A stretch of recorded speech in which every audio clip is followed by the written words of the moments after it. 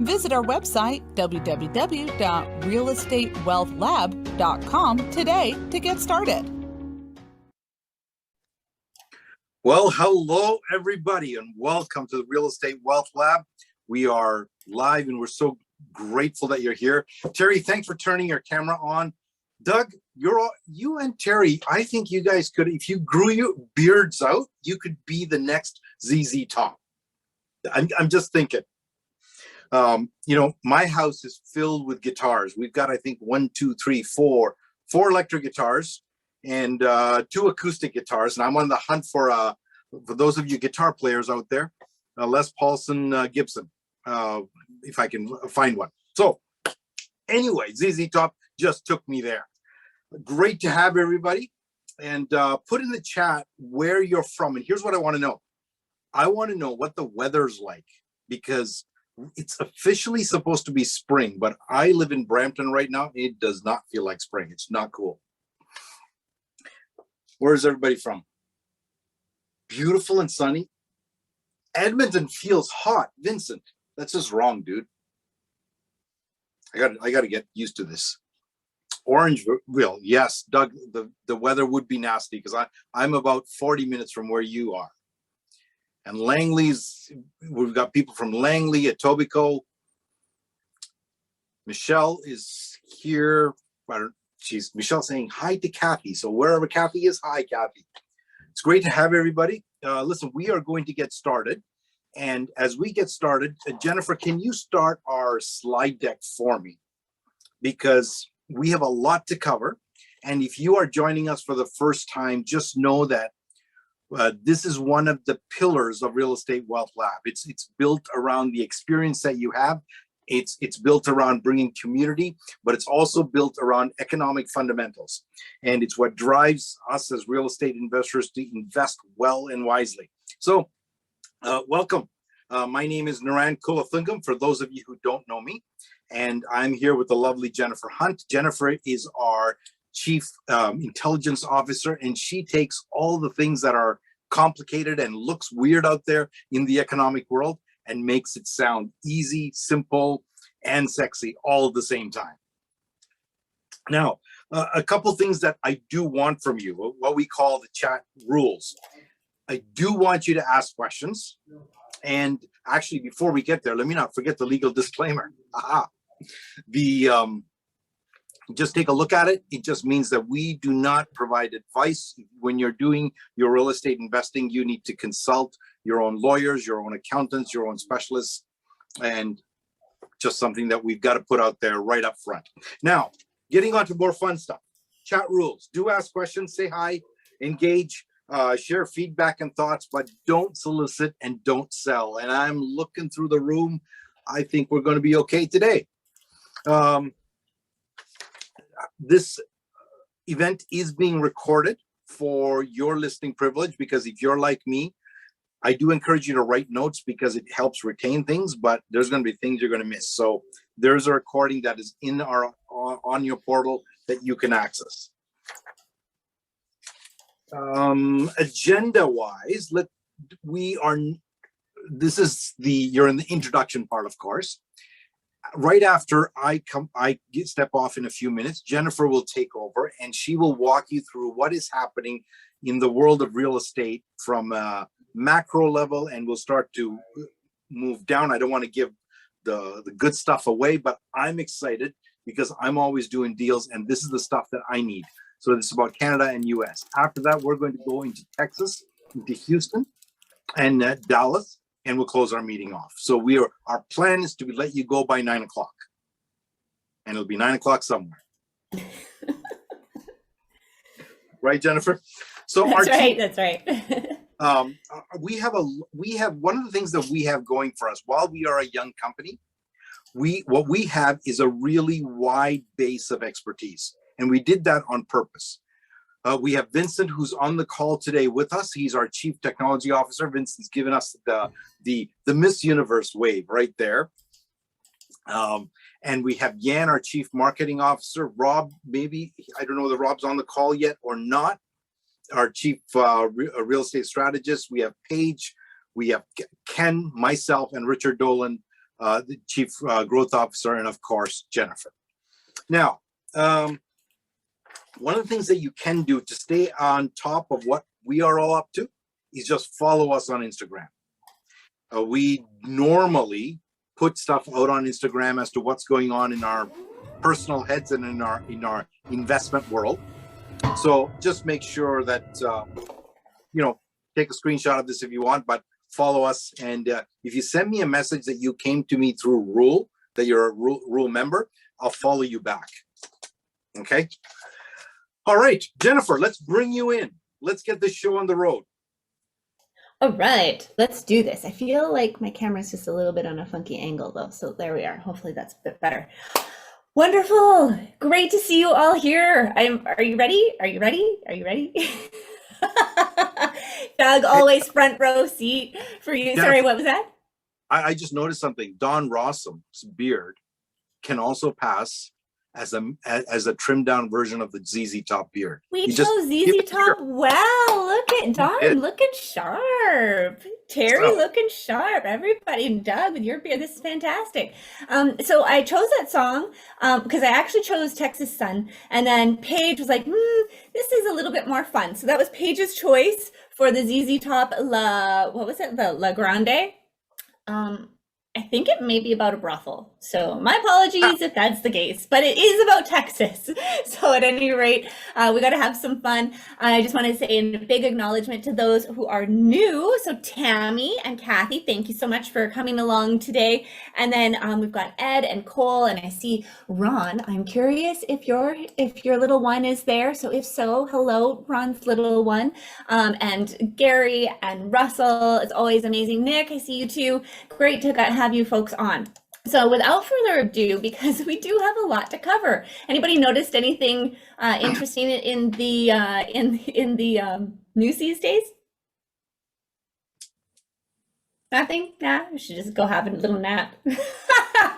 There's a lot going on internationally, and we need to understand what that's going to mean. So I'm going to jump right in. Yeah, no, not at all.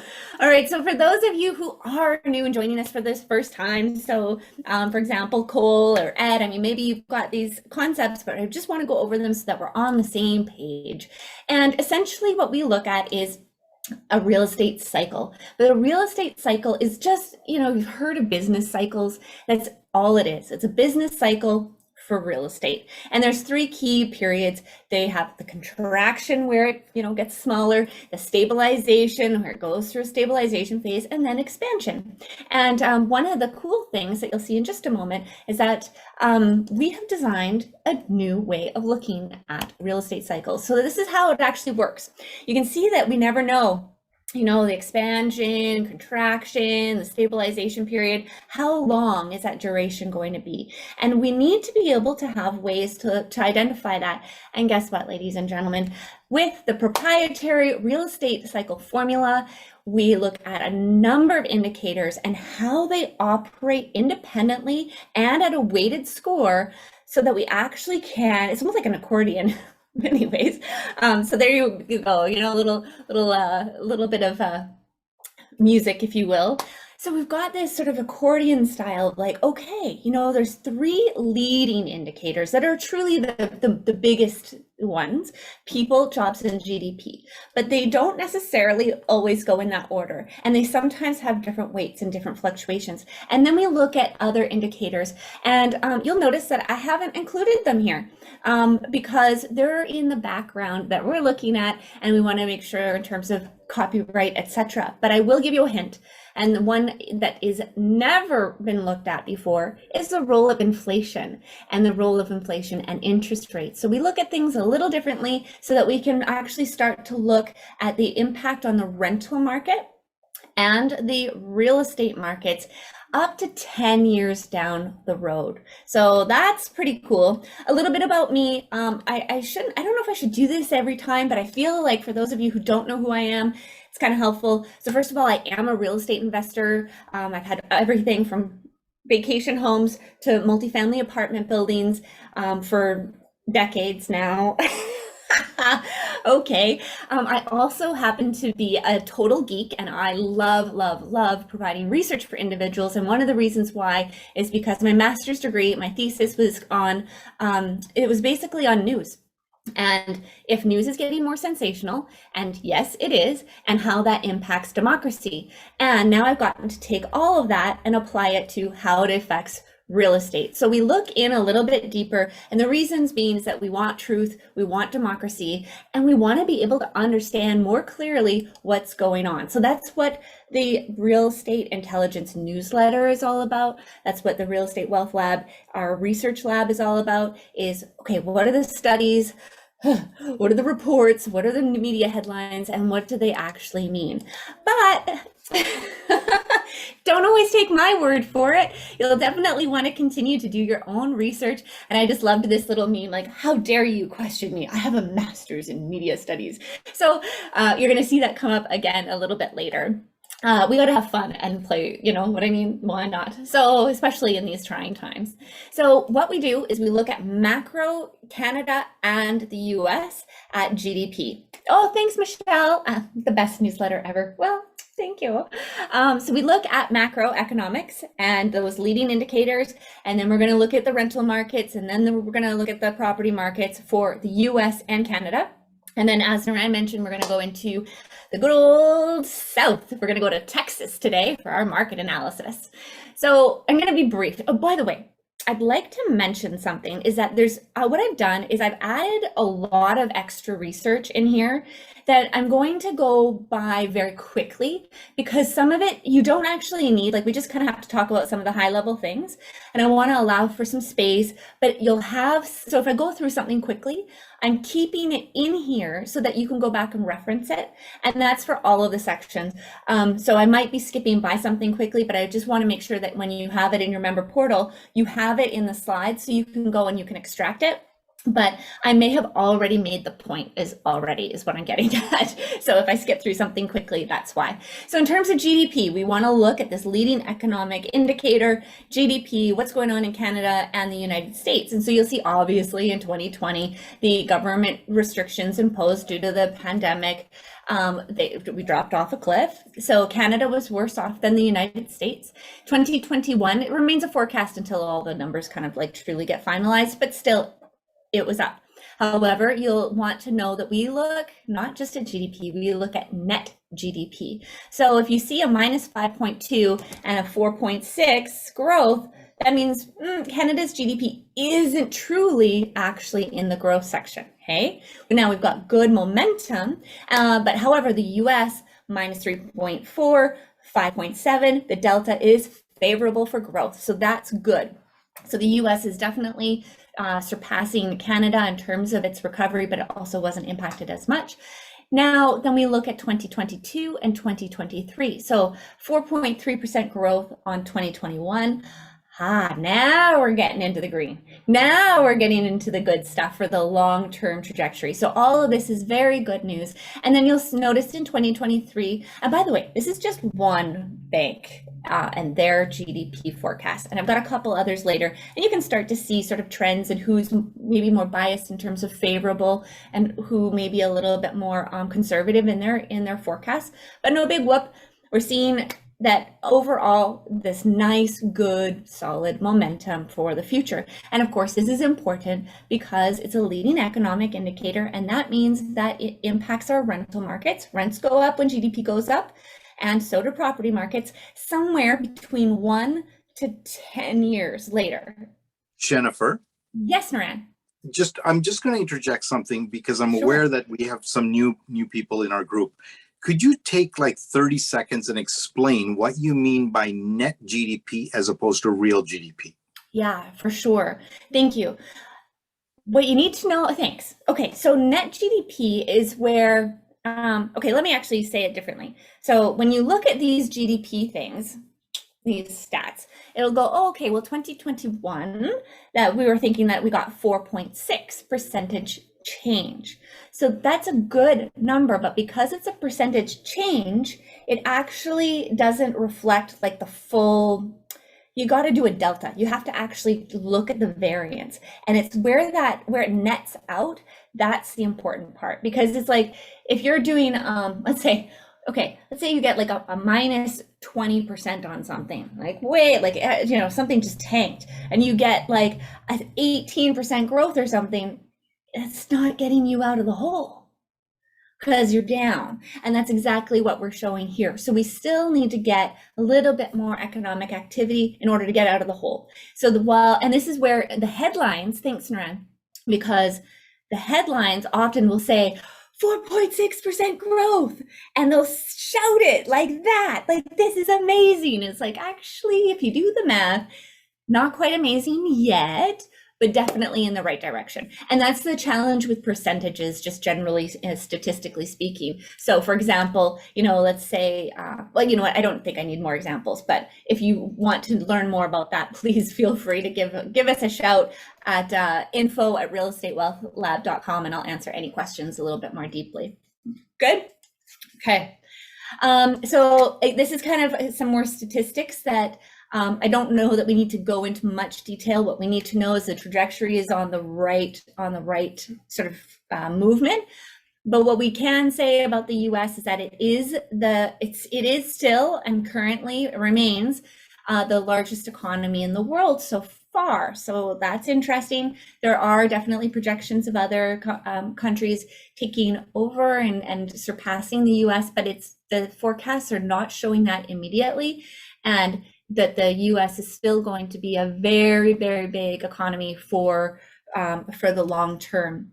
And when you look at this, again, this is for some of the folks who are really into the stats. So we have here what nominal GDP is and real GDP. And so these are actually the GDP numbers by dollars, not percentage changes. And that's where one needs to start going. Because if inflation is included, then the number looks really, really big. But if GDP is taken out, then the actual dollar numbers don't look as big. So the only reason that you might want to see this is, okay, what is the actual dollar amount? Maybe you're curious. And then just to have that awareness that, if you're seeing GDP stats out there, are they adjusted for inflation or not? So, but you get the picture. It's moving on a great rate up. This is a percentage growth by Statista. They're showing by 2023. See, it's a little bit, they've got different numbers. But they're showing 2.1% and then 1.7%. And by the way, 2% growth rate is a good, nice GDP growth rate. Like 1.7 is a little, so 2 is perfect. If you get these big numbers, like I remember Calgary and whatnot were getting 7% GDPs for a couple of years there. Not sustainable. Fantastic, but not sustainable. So you just know that 1.7, 2%, that's perfect. That's what you want to see, at least for the long term. So trading economy, this is United States GDP annual growth rate. So another source looking at this continuing upward momentum. Recovery is well in hand. And this is actually, see, another way that you can look at GDP, and there's so many of them, is this is actually the January, so basically Q1, it's Q4, pardon me. Q4 2021 over Q4 2020. So just in those particular quarters, how did those fare? Because they're technically like more seasonally kind of adjusted and more aligned because they're from that same quarter. And of course, in 2020 Q4, we were way in it. 2021, we were starting to come out of some of the restrictions that were imposed due to the pandemic. And so 5.6 quarter over quarter, and you can see like how that statistic works. Again, more information than you need right now, but it's available to you if you want to check it out or use it in your presentations to your potential joint venture partners or investors. Now, RBC. So we're coming back to Canada here, and the pandemic leaves Canadians richer, but saddled with more debt. Now, I find this very interesting because it's been something that's been on my mind for a long time and remains to be so. I will get to some of the challenges, the vulnerabilities, and also some of the silver lining about what's happening here. So 57% of Canadians' wealth gains since 2020 were in real estate. Now, as you guys know, the 2020 market, 2021 market, 2022 markets are going to be quite hot. So our household net worth in 2019 Q4 was 12.3 trillion. And by 2021 Q4, 15.9 trillion. And the majority of that is because of real estate appreciation. Now, all of a sudden, our disposable income is now lower, for the most part, because of stimulus checks not coming out anymore and things like this. So yeah, that's for real. So we actually are seeing a slightly lower disposable income across the sort of general population. And so we've actually Canadians have hit an absolute highest debt to income ratio ever on record, and that is at 186.2%. So that's interesting. So what does it mean? So our housing is our net worth, but it is also our GDP. Now, I have some statistics on that because this is very important for us to know. It's less, so GDP in the US is less buoyed by our housing markets, but it does still contain some of our housing markets. So what are the vulnerabilities with what we just saw there? So wealth is up. That's definitely good, but our primary sources of wealth and net worth are in a non-liquid and primarily based in housing markets. So debt is up, interest rates also up, that puts us at another level of risk and vulnerability. And then inflation is up, also but also some good stuff. And you'll hear more about that. Now the silver lining, and this is where I'm hopeful, and I'm doing a double cross fingers. I think you have to put them behind your back or something, because while Canadian citizens' wealth is tied to real estate, as we just saw, 57% of it, if not more, and it's going up at crazy amounts, the Canadian national GDP is also tied to real estate. Therefore, the government would likely not put it at risk. Okay, maybe. And when you see the size and the amount, you might say, okay, the government may not put our real estate at risk for this particular asset type, given that we are all, not only is it citizens tied to real estate, but the Canadian actual GDP wealth is. And I believe that this is a great stat. It's Canadian 2020 GDP by industry. And you can see that real estate and rental and leasing is by far the largest contributor to Canada's GDP. That's a significant portion, well over manufacturing, well over oil and gas extraction. So as a result, we have to think like the government and go, we can't really just mess around with that real estate too much, because then our GDP won't be as good. And that impacts our foreign exchange, our currency. That impacts other countries wanting to do business with us. It also impacts our Canadian. You know how you guys have a credit score? Who's checked your credit score recently? Okay, all right, some hands up. Pop it in the chat. Anyone checked their credit score lately? You don't have to tell me what it is, but if you're really proud of it, yeah, okay, Kathy, yes, Michelle, awesome, yeah, I did. You don't have one, Corey, okay. And you check monthly, Eric, perfect, awesome, yes, Tammy, Doug, perfect. Okay, so you want to be definitely checking that, as especially a real estate investor. It's helpful for us. And nations, actual nations and provinces also have a credit score. So that's where this kind of comes into play as well, is that they're not going to be messing with their credit score either. So that's that silver lining. Now we place it on our real estate cycle formula, which truly measures actually having sort of the ups and the downs and how they play together. And that will help us more accurately forecast the duration of a real estate cycle. And now we're talking at macro levels, but don't worry, we get into those city specifics as well. But generally speaking, what we're seeing right now is that GDP, economic activity in both Canada and the US is on a trajectory upward. And that is nice, because I can tell you there have been a couple of times in the last, since we launched in September, our very first meeting, where there's been some downs, and how do they play out? So, and how do they weight it? So we're going to get into, sorry, I jumped over that quickly.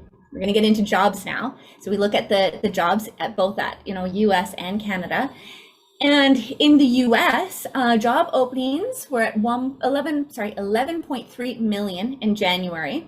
So the job openings were about the same though, that we didn't have a huge increase or decrease. Hires and separations were about the same. So hires 6.5 million hires, 6.1 million separations. So that's an improvement actually, but it's about the same. It wasn't a huge amount. And the quits, remember the Great Resignation thing that people were talking about? Yeah, they're down considerably. So at any rate, what we want to extrapolate from all of this is that, and you'll see that blue line, that employment is on an upward scale. We're making gains, we're getting momentum. And so while it's saying it's sort of relatively unchanged, it is better, and better is quite simply just better. So this is good, and it's good for your real estate because it is a leading indicator that forecasts, again, your rent and your property down the line. And this is consistent with that long-term modest expansionary period that we are seeing, that we'll see ahead for real estate for about a decade, with the exception of a small softening, take note of this, a small softening in 2023 and 2024. And I'll tell you more about that as we get into the people. I'm not going to spend a lot of time on it because we've talked about it in previous ones at great length in previous research labs, but I will make sure that we keep touching on it because I do expect to see a slight softening in 23-24. Canada, its jobs, how's it doing? So Canada adds 336,000 jobs in February, and the jobless rate, so the unemployment rate, drops to 5.5. 5.5 is what's considered a very balanced employment market. So that's good. And you'll note down at the very bottom, employment now is 1.9% above pre-pandemic. We are fully recovered. That's what that says. And by the way, I just always find this interesting. So the total jobs that that came online, 336,000, is double the amount that was forecasted. So they forecast. I love forecasts. They're so fun because one of my economist friends says, we forecast so that we may revise our forecasts. So this is one of those situations that they forecasted 160,000 jobs, and in fact, we got double that. So that's all good news. We want those kinds of forecasts, I guess.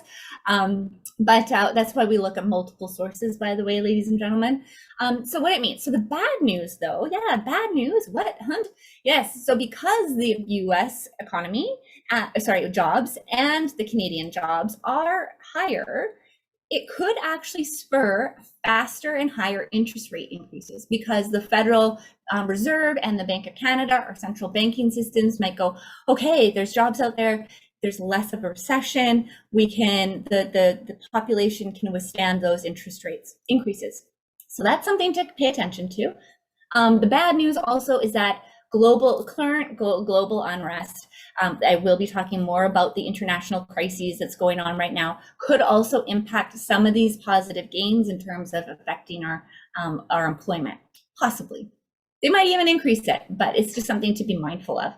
But the good news is, again, employment at the moment, and all these data are showing us that it's a buy signal because they are a leading indicator for rental and real estate markets down the job, and that positive activity in that job sector truly bodes well for us as real estate investors down the road.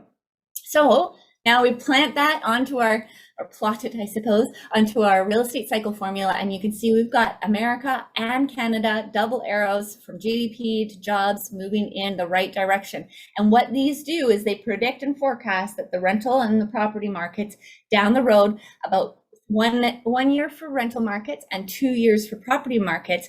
And then as long as these keep on staying in the right direction, as well as all those other indicators, we're going to see an even longer expansionary period. And that's where we're looking at that approximately a decade. So now people. So now we're moving into the people section, and this is so in the US, the Center for Immigration Studies, they're showing, this is pretty wild. So foreign-born population hits a record 46.6 million in January 2022 in the US. And it's important to know, though, that this is 46.6 legal and illegal, just so that it's covering the whole gamut, by the way. And the US has a little bit of a different complexity with regards to legal and illegal. But it's the largest number since 1850. In 2020, it was down 1.2 million immigrants, and that's because of the closed borders due to the pandemic and the slowing of processing of permanent residencies. But by 2021, up 1.6 million immigrants. And so the net, again, we're looking at the net of how far badly did it go down and how much has it recovered and what's that delta. And then that means that we're actually making traction in the right direction and basically recovering the losses that were there. So we've made a net 400,000 and growing in the US for its population. But I love this because this actually drills down into some of the top states that where are the folks moving to. So if you're, and I know there's lots of you on here who are looking at various places in the US and globally to invest, to hang out in, to have vacation lifestyle in, to all that kind of stuff, nomad capitalistic. Here's some places that are growing based on population, immigrant population. So Florida was top, Virginia, Texas, California, Indiana, Tennessee, and New Jersey. So those are some places where you're going to see some of the largest immigration population in the US. Now, this is where we're adding in that layer of the, and gosh, am I going to say it, Niran? I'm going to say it. All right, this is the first time I'm bringing it up, but we've got to talk about it. Yes, the Russia and Ukraine crisis, the international crises, the next ones that we've got going on here. Christopher, you're asking about New Jersey, question mark? Yes, but note that this is from immigration population. It doesn't mean total net migration. So great question, Christopher, pardon me. Make sure that you're looking at total net migration. Notice this trend, net GDP, net population, net jobs, so that you can actually see what's coming in. So they're attracting immigrants. They're a great immigration location, processing location, et cetera, but no, New Jersey, for the most part, isn't a net beneficiary of migration right now. The Sun Belt is, so. All right, yes, so now back to the international crises number, 18 that we've got going on right now. But this is interesting because with the Russia and the Ukraine crisis, if you will, the altercations, we are seeing an enormous amount, and this is just in the US, but it's also in Canada, but I don't have the data specifically for Canada.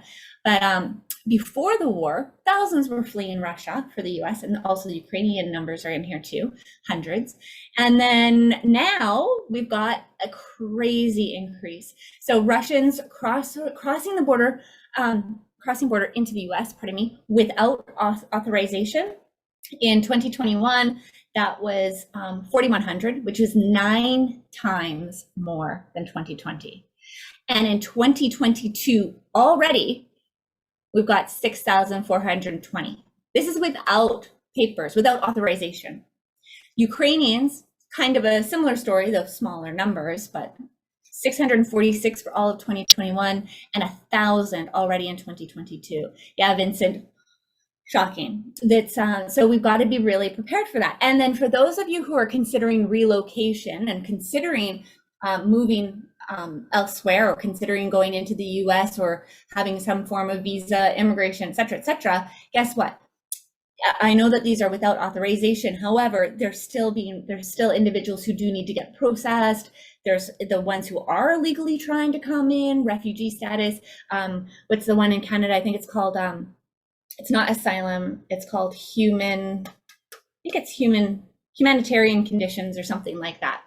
So that particular processing is taking up existing federal employees' bandwidth, if you will. So your potential immigration may be down the line.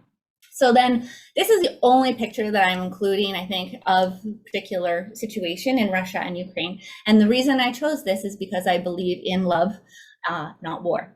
And I think that there are other ways to solve and resolve conflicts. So we have here a man in the Ukrainian flag embracing the woman in the Russian flag. And exactly, let us hope love, peace, and coexistence triumph over war and conflict.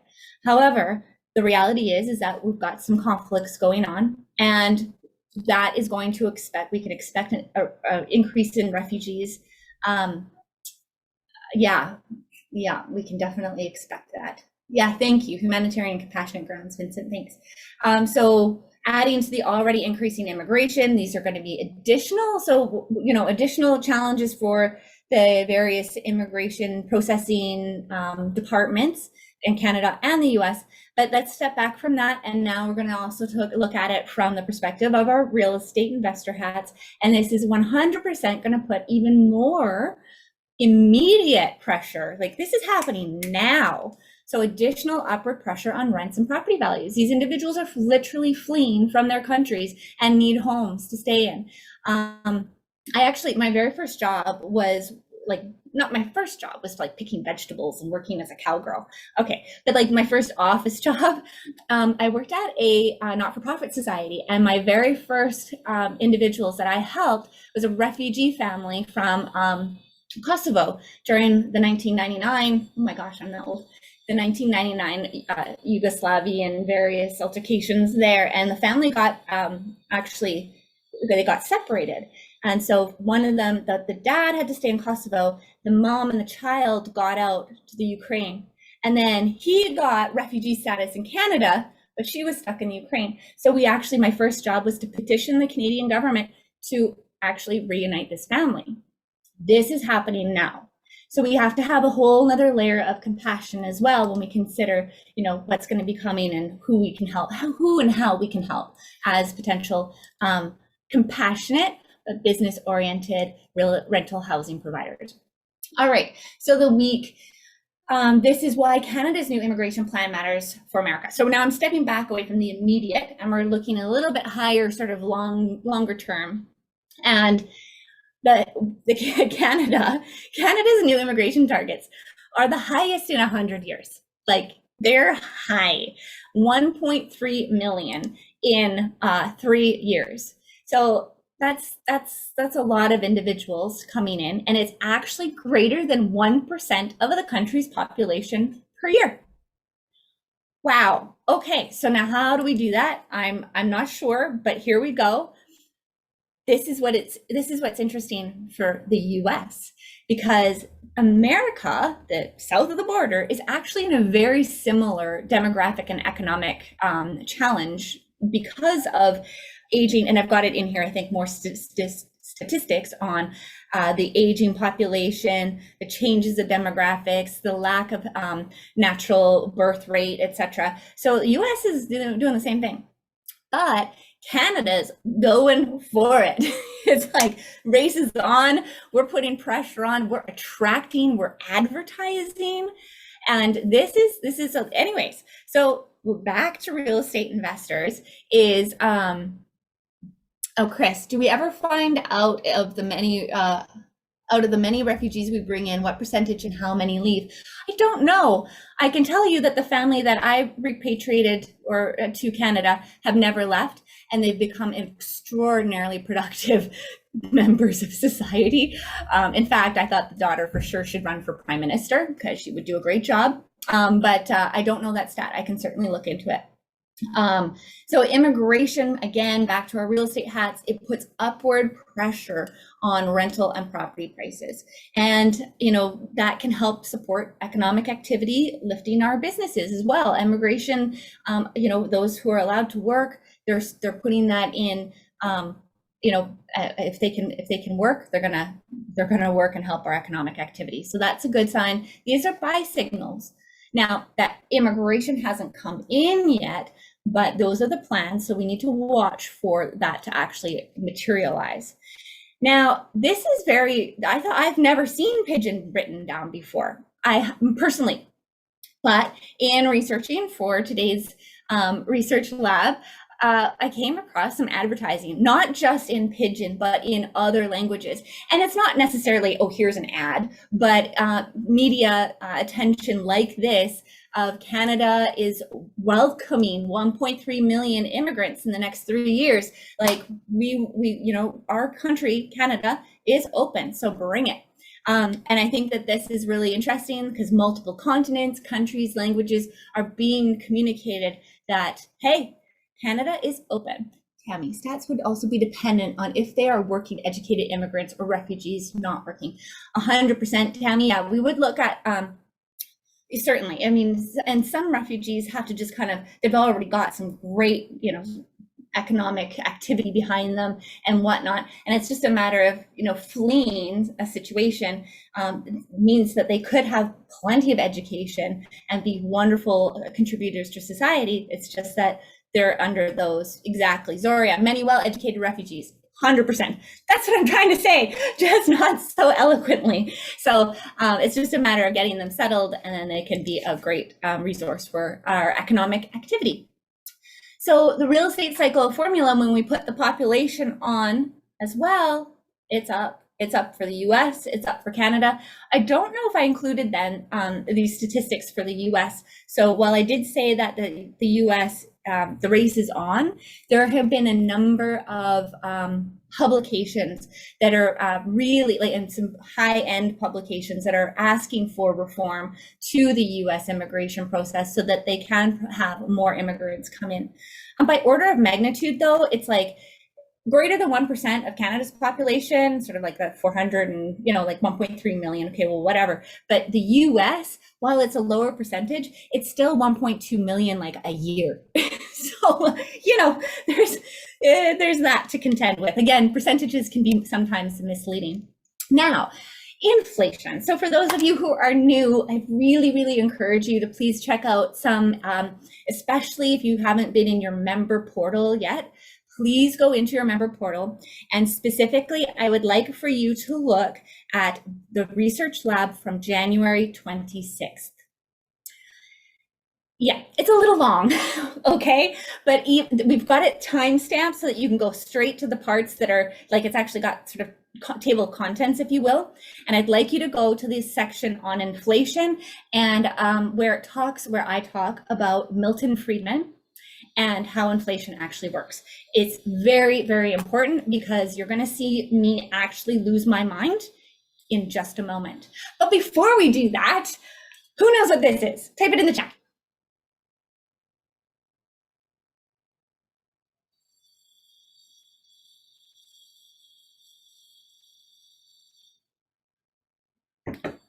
It shouldn't be hard. Okay, thank God. Vincent, you need to eat more fast food, man. Okay, it's a little misleading because there's a crown on it, but that's the Big Mac. That's right, Big Mac, Big Mac. I should have kept the other picture in there. That is most definitely a Big Mac. And by the way, ladies and gentlemen, for those of you who don't know, I am a huge McDonald's fan. There you are. Big Mac sauce is really my thing. And you should not eat McDonald's at all. Absolutely, Kathy. I know, I agree with you. It's a bad idea, but if I'm going to have it, Big Mac is my thing. But we're not here to talk about Big Macs. Well, we actually are. How many of you have ever heard of the Big Mac index? No. Perfect. You're in for a treat. So when we're looking at inflation, and for those of you especially, so Kathy, while you might not eat McDonald's, you might want to have a little look at the Big Mac index because it's going to help those who are considering, you know, outside investments and globally what's going on out there, economically speaking and real estate speaking. This Big Mac index is pretty darn cool. So essentially, the thought process is that technically a Big Mac or any McDonald's product is supposed to be extraordinarily standardized, correct? Yeah. So therefore, it should have the same relative cost in every country. And then you convert that into US dollars and you can actually see inflation. Or you can see inflation over time, but more importantly, you can see how much your dollar and how far your dollar would go based on if you were to buy a Big Mac. So I'll read it this part so it's more accurate. The differences in the cost of a Big Mac reflect the differences in the purchasing power of each currency. Okay, so you want to know where the Big Macs are at? All right, so in the Switzerland, there we are. That's the biggest, most expensive Big Mac of all time. Now, the US is third, below Norway. Canada's up there. We've got some expensive Big Macs. So I encourage you to take a look at this. If you're looking to have, your portfolio diversified, which is something that we've been talking about since September, is the benefits of diversification. Reasons we would want to diversify our portfolios: politics, foreign exchange, different kinds of climates, you name it. That's the types of things that we want to do. So this is a great way to see, all right, so if we're looking at Big Macs, how does that translate into houses? So you may want to continue. This is the very bottom of the list, and there's a whole group in between. I haven't included it all. So you can see that, South Africa, maybe because the Big Mac is cheaper, so maybe the houses are as well. And those could be some places that you may want to consider.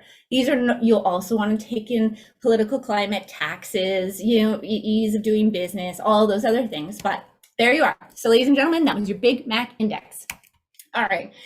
So now when we look at supply shocks are not inflation. So this is why I recommend that research lab in January, because I won't spend a lot of time on it, but it's so important because the headlines and the news media and even really, really, really smart economists keep saying, oh, supply shocks.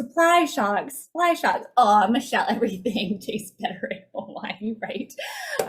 So supply shocks are not inflation, and so are most things that the majority of financial institution economists are attributing to inflation are not, and just not on. So I'm just going to leave it there. Commentators, let's put it that way, they're blaming the latest jump in gas prices on inflation. And this, by the way, this is a summary from this. This isn't even me saying it. This is the article saying it. Yeah, that is a mistake. If it isn't monetary, it isn't inflation. And so I should have put quotes around most of this because this is them saying it. I wholeheartedly agree. The prices that we're seeing at the gas pump are in part driven by a supply shock, for sure, because that's happening now with the international crises. There is some inflation that's already been in there for sure on its way up, but it's not the largest component of it. And again, supply shocks are not inflation, whether it's due to a broken pipeline or wars or restrictions or anything. The only reason that there can be inflation is if there's money that's printed by the government and then put out into circulation. That's it. If it isn't monetary policy, it isn't inflation. And I get very, very passionate about that, because what's happening is that a lot of individuals, smart individuals, and some of them who are running our country, individuals, are absolutely wrong. And that means I'm concerned about making sure that our monetary policy and our government fiscal policies are taken seriously and properly. At any rate, what I do want to say, though, is that war can impact inflation. And I'm going to tell you how, and that's if we print money to fund it. So we do have the international crises is causing a potential increase in inflation, but not because of supply shocks. Okay, got that out of the way. Let's talk a little bit more about that. So here, in case you guys didn't know, we've been talking about inflation on the rise for a long time, and it is not going away. And then all of a sudden, the market consensus that we had back in January of all the economists and all the big banks, remember what they said? Do you guys remember? I'm going to help you out, because what they said, the market consensus in January, was that inflation would be increasing for a little bit for the, maybe till the half of the year, and it would, quote unquote, disappear by December 2022. Disappear. No inflation. All of the big economists in financial institution economists. That's Like, that's impossible. Transitory, exactly, you, right? Transitory. That was nonsense too. We know better at the Real Estate Wealth Lab. So thank you for being here. Thank you for coming on and checking us out and hanging out with us, because we knew from the get-go that inflation was going to be around, because guess what? We printed money and we circulated it at record highs. So now what are we going to do about it? So here's just an example: is Scotiabank, quote unquote, significantly raised our inflation forecast. Everybody's going to be doing this now. Everybody, I feel like Oprah, everybody's going to be revising their inflation forecast. So just be prepared for it. And it's still low. It's still not even close to where it needs to be. But regardless, there we have it. We are nowhere near that 2% Bank of Canada target. So Scotiabank went up to, they're going to say 6.2%. It would but disappear like last month. Okay. All right. So we've got some interesting things going on. So Canada's inflation will reach new heights. So this is one of those examples, the new heights before in 2022, before dipping by year's end. So this is a leading global provider of audit, tax, and consulting, and they're reporting exactly what I just said. Another one saying, hey, you know what? It's going to be basically back to Bank of Canada rates or target Federal Reserve rates of 2 to 3% by the year's end. It's not possible, especially with an international crisis upon us. And this, ladies and gentlemen, is making this happen to me. Right, 100%. I can't believe what's going on in the world. So we've got this. And what you need to know is, again, please go check out. This is how you find it. You go into your member portal, live digital event library, the live event from January 2022. You can see the REWL Research Lab. And then you can actually click on it, and it's going to skip to the parts of the video that we talk about these things. So if you're in a hurry, you can definitely get that checked out and have a look at it. So the international crisis, could it exacerbate inflation? Yes? No? Yes.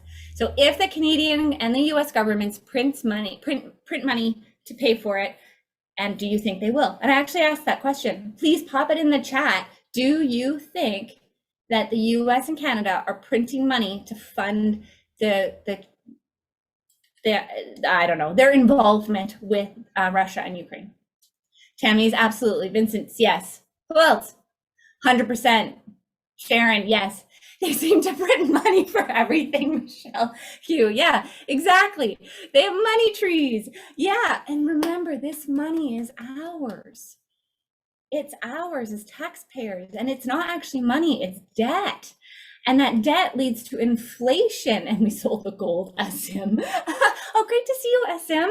I know we got to talk. Cool. Hey, Dad. Oh, hey, everyone. My dad's on. It's his birthday. It was his birthday yesterday, and I was so busy getting prepared for this presentation that he's like, I'll talk to you afterwards. So happy birthday, Dad, Patrick. Thank you. Okay, so we've got more inflation coming, but you know, these guys think that it'll be at 3% by the year's end. All right, you're in the right place. We gotcha. So this one is so I'm going to talk a little bit about interest rates, but we're going to go into more in depth.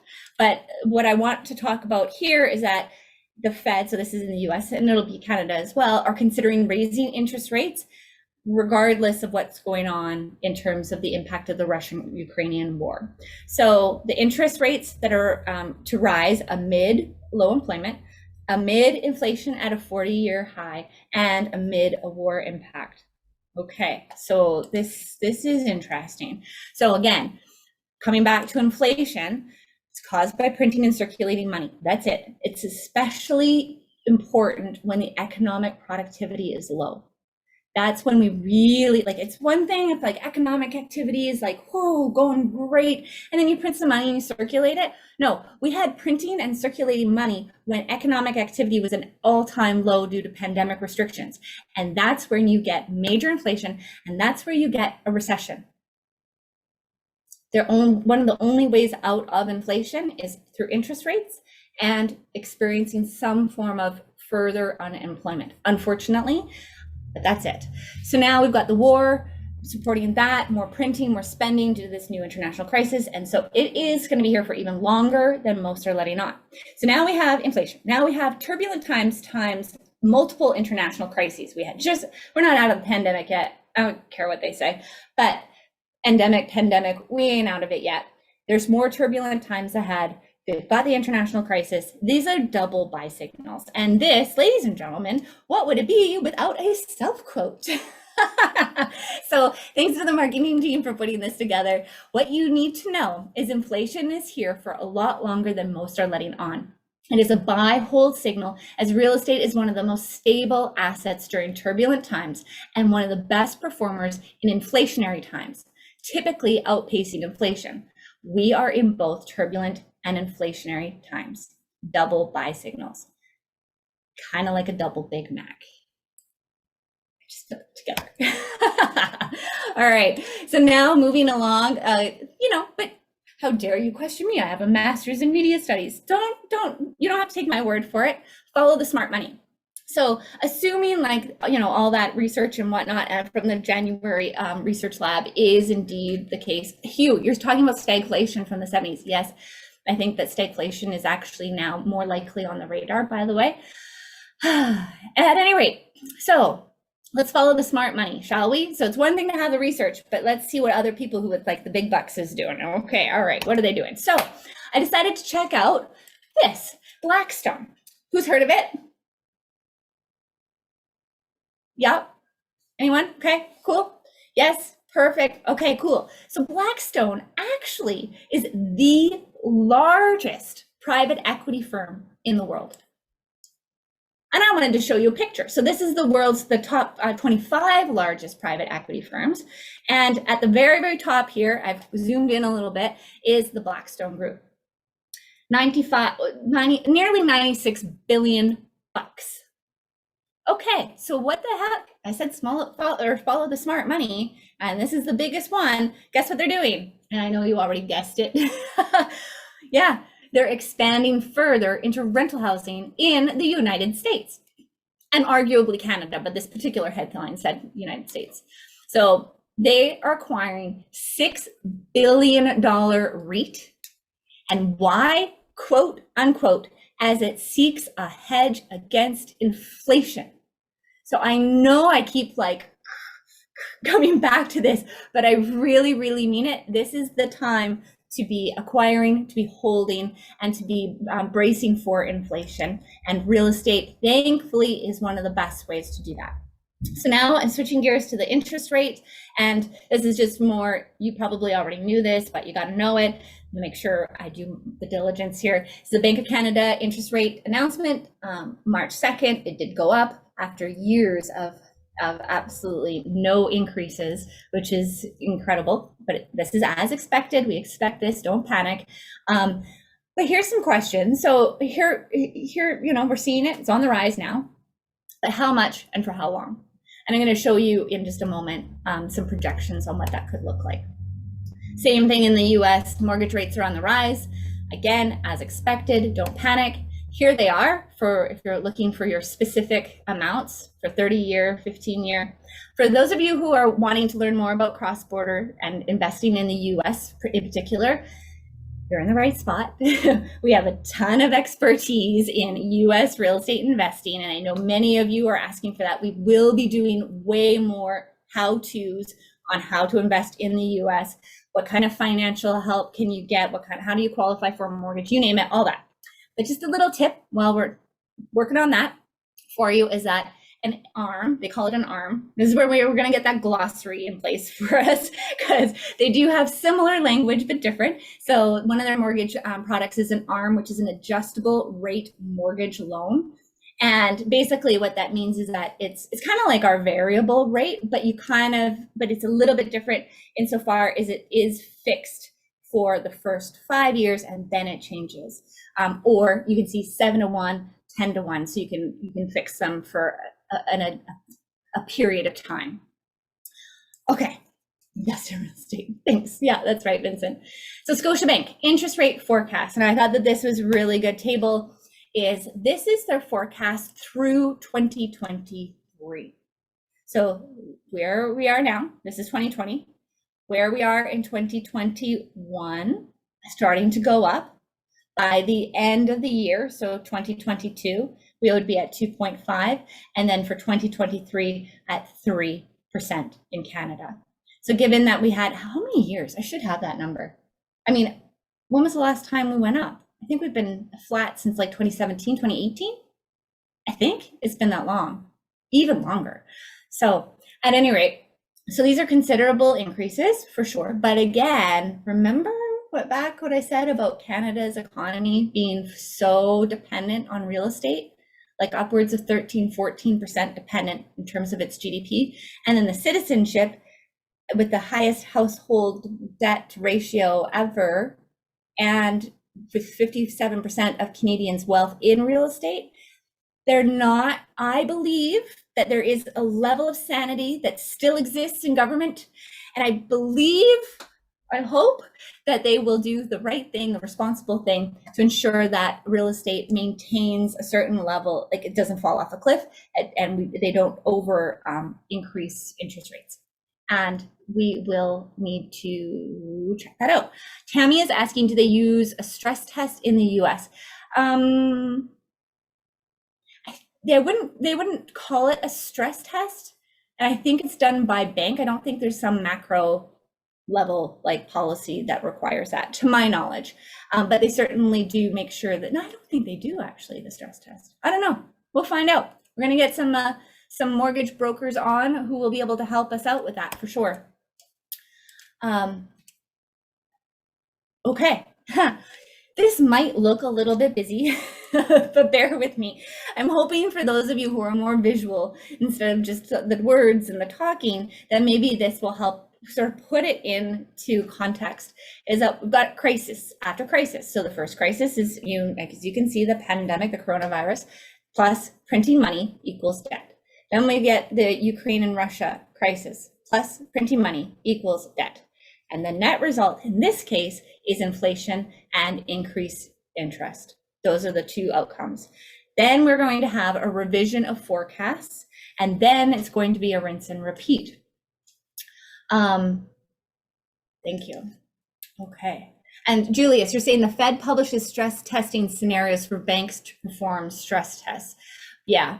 But they don't have Keith, and they don't have a specific stress test. Like, that's the thing. Like, it's more individualized. That's my understanding from when I've gone through getting a US mortgage, but perfect. So Keith, Julius, awesome. This is the community, and this isn't even the community lab.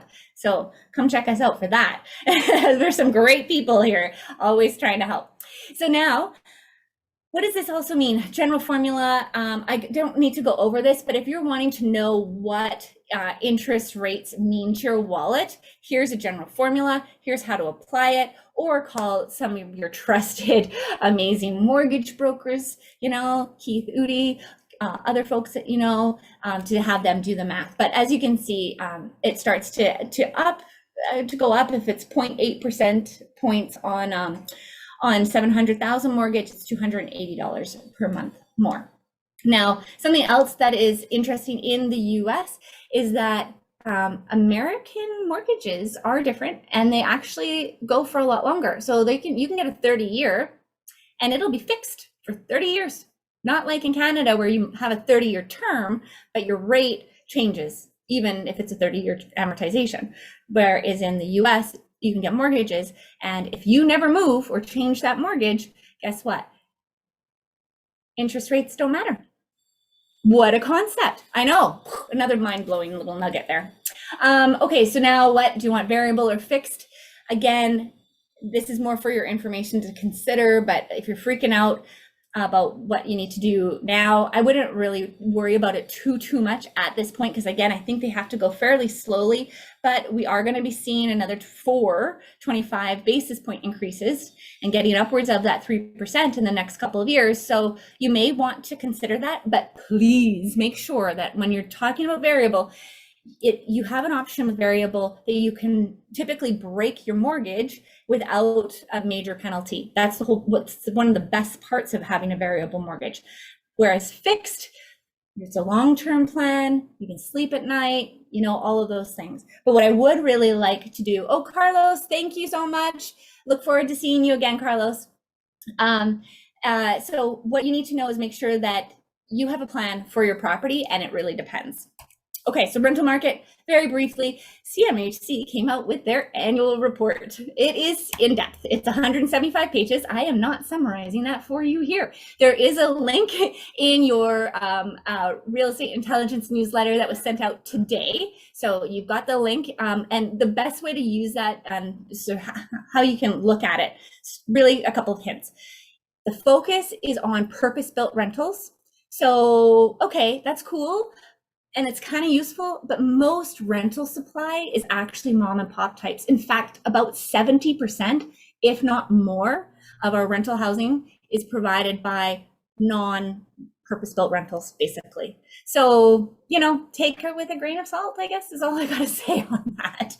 But do be sure to look at the data for your specific market. And regardless, the summary of the 175 pages is that rent data is a hold signal. It is moving in a good direction for you as real estate investors.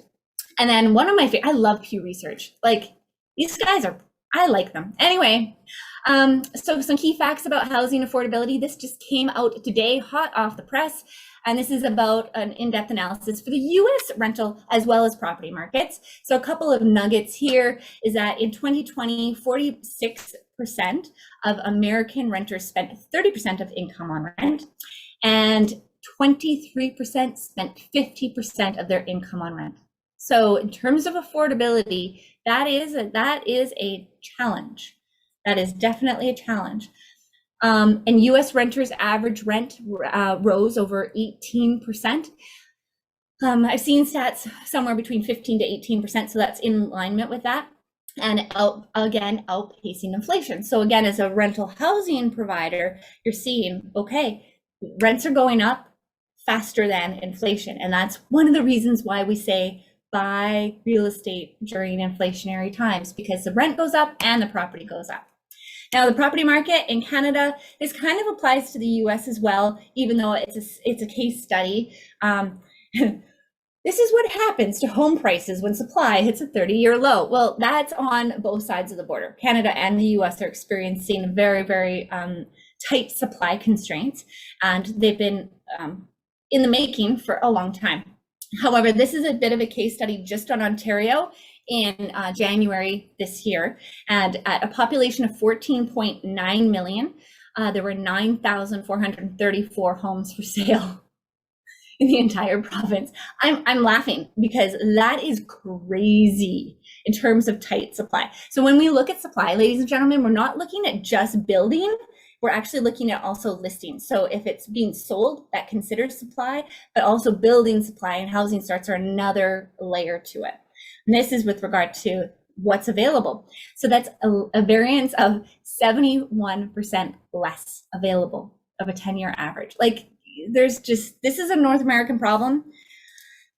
So in other words, quote unquote, what it means is communities have a stark choice before them.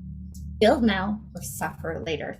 And we've got a lot to talk about that, but I won't get into that now. RBC came out with a report, a turning point. More sellers enter Canada's housing market in February. 1 month does not make a 30-year trend. Okay, we've got a 30-year supply low. 1 month of increased people putting their houses on, listing them and putting them on the market does not necessarily mean we're moving in the right direction, but hey, it does mean that we have had some increased listings. So in YVR and, well, Fraser Valley, YYX or YXX is the Abbotsford Airport, and YVR is the Vancouver International Airport. And they're showing that this data is that the demand supply conditions are moving into balanced markets. We shall see, because I believe that with all of the other indicators that we've got going on, it's unlikely. So a trend or a month when we all have all-time supply shortages. So exactly, even if this were to be a trend, I don't think it's sufficient inventory to actually get us truly into a balanced market long-term, especially if we've got rising demand. And especially with that, remember 1.3 million expected immigrants in 3 years?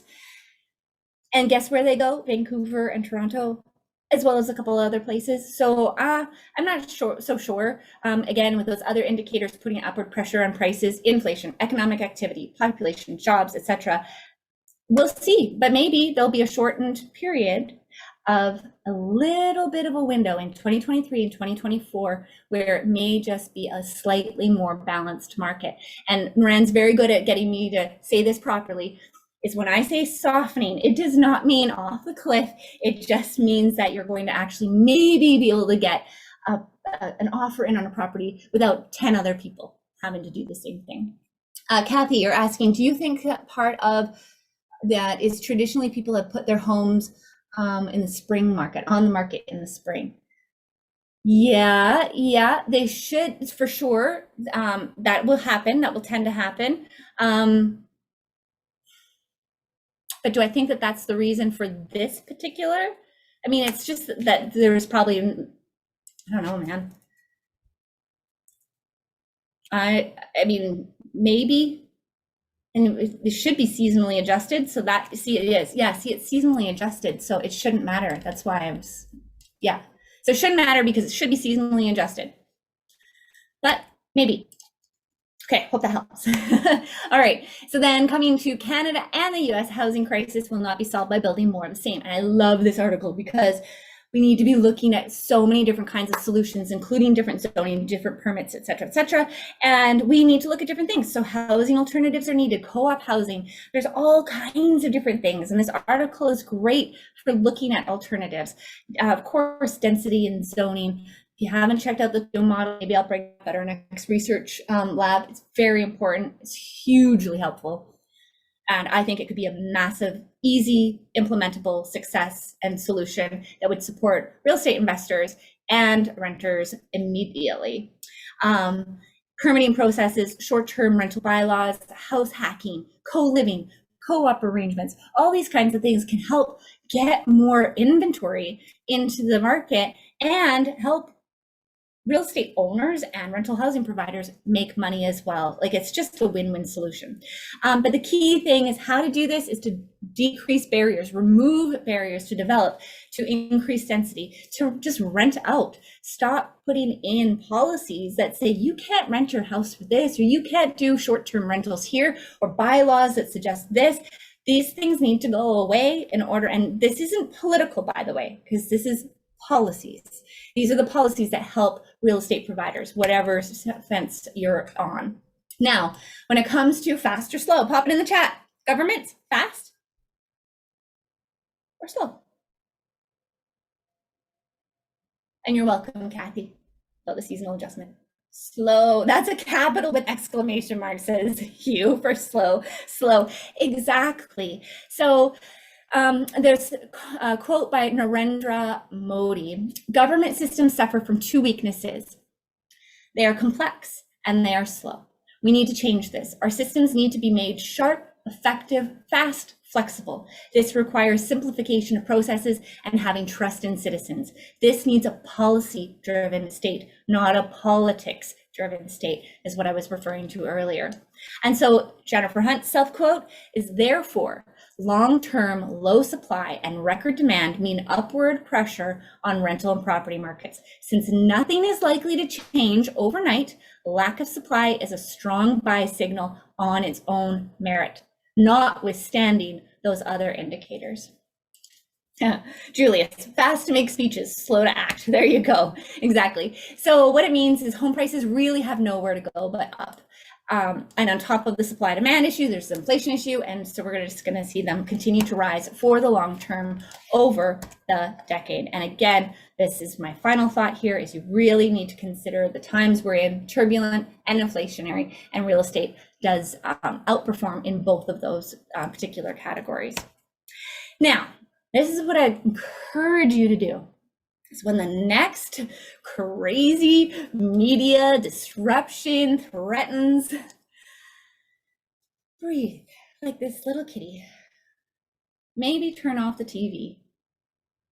Tune into REWL. Give us a call if you're freaking out, but take a breather. Call us up. info@realestatewealthlab.com, support realestatewealthlab.com. Connect with us. We're going to be here again every month. Have a Big Mac. That's not a good thing to do. That's not a stress eating thing. Like, that's when you eat carrot sticks or something. But whatever it is that soothes you, because these media headlines are just intended to distract us from what matters. They're actually designed to incite fear. So if you're feeling fearful, if you're feeling anxiety, that's it. That's the media doing its job. And so that's what I recommend. Is turn off the TV and take a little nap and call your friends at REWL. So in conclusion, these international crises, inflation, turbulence, long-term expansionary period, slow modest growth, likely a decade. Wow, that was a lot of stuff. Thank you, Jennifer. I was going to interrupt a few times, but you were on such a roll that I did not want to stop your thing. But one of the things I want to just pick up on or kind of highlight or underline is exactly what you said at the end about not being moved by the media or by not just media, but by what's going on. Because whenever there's fear in the land, we tend to retract when all the signs are saying buy. So I'm not telling you what to do. I can't, but I'll tell you what I'm doing. Given that inflation is going up, given that we've been printing money, given that immigration is coming in, like in the last 2 weeks, I put together a small group of people and we bought 30 unit, 3 buildings that we're in the process of buying. Like, I am aggressively moving capital into real estate that is cash flowing well, because otherwise, like, what's going to happen is that we're going to be like all the other people that are going to be belly aching and complaining about what's going on. Gang, we have in this group, in our community, we have wisdom, we have intelligence, we have kindred spirits that push us on. But at the end of the day, it's not what you know. It's not even who you know, although that's important. It's what you do that actually will change it. So get yourself to a position of action.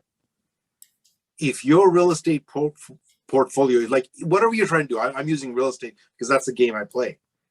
If my real estate number of doors are not growing, or if my cash flow is not going, if I'm not growing in that field, then I'm actually just pretending to play. If you want to play the game, you got to get on the court, grab the ball, and start throwing it around.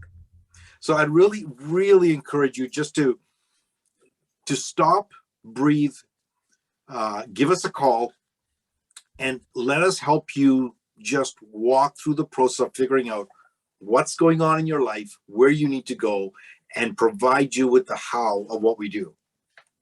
Right. And Niran, I'm going to add a thank you for that, because, and this is for those of you who are just starting out. I hope, I won't say your name because I don't think that's fair, but I know that I was messaging some individuals today who are brand new to REWL and brand new to real estate, and you're in the perfect place for just starting out, because Niran, if I may, we're about to launch a new product that you're actually going to be supporting new members with, aren't you? Newbie new members. Right. Newbie new members. Yes. Myself and Wendy.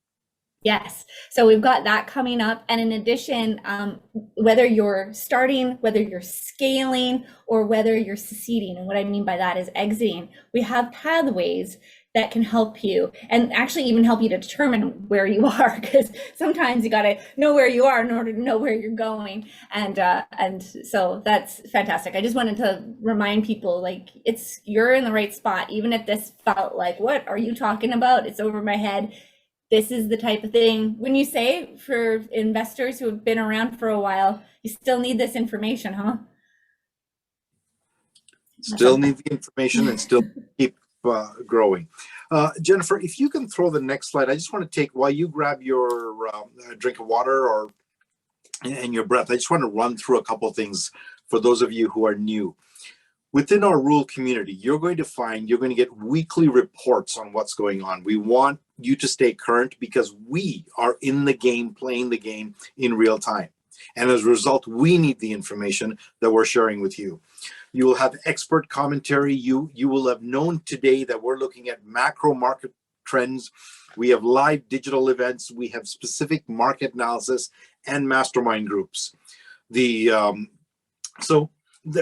something that we're really trying hard to fulfill on, and because I need it, because Jennifer needs it, because we're in the game of playing real estate.